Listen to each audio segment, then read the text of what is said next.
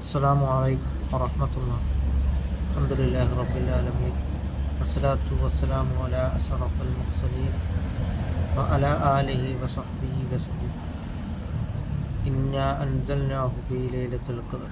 ലൈലത്തുൽ ഖദ്ർ എന്ന് പറയുന്ന അനുഗ്രഹീതമായ രാത്രിയിലാണ് വിശുദ്ധമായ ഖുർആനിനെ അല്ലാഹു തആല ഇറക്കപ്പെട്ടിട്ടുള്ളത്.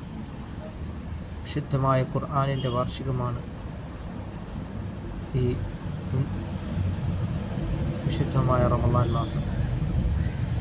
അതുകൊണ്ട് ഷഹറുൽ ഖുർആൻ, ഖുർആനിൻ്റെ വാർഷികമാണ് ഈ പുണ്യങ്ങളുടെ പൂക്കാലമായ വിശുദ്ധ റമളാൻ മാസം. ഒന്നിടവിട്ടതായ രാവുകളിൽ ലൈലത്തുൽ ഖദ്റിനെ പ്രതീക്ഷിക്കേണ്ടതായ രാവുകളാണ്. 29-ാം രാവും ലൈലത്തുൽ ഖദ്റിനെ പ്രതീക്ഷിക്കേണ്ടതായ രാവുകളാണ്. അതുകൊണ്ട്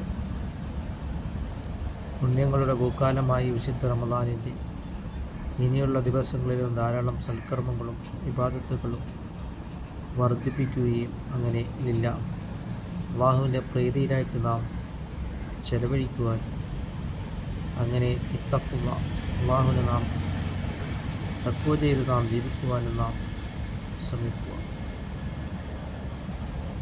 വിശുദ്ധമായ നോമ്പിനെ അള്ളാഹു തആല നിർബന്ധമാക്കിയിട്ടുള്ളത് ലഅല്ലക്കും തത്തഖൂൻ, നിങ്ങൾ തഖ്വയുള്ളവരാകുവാൻ വേണ്ടിയാണ്.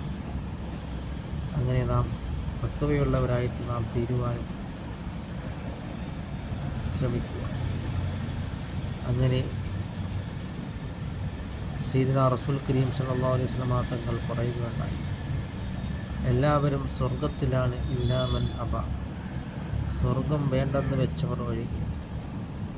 തോന്നിയതുപോലെ ജീവിച്ചാൽ നമുക്ക് സ്വർഗം ലഭിക്കുകയില്ല.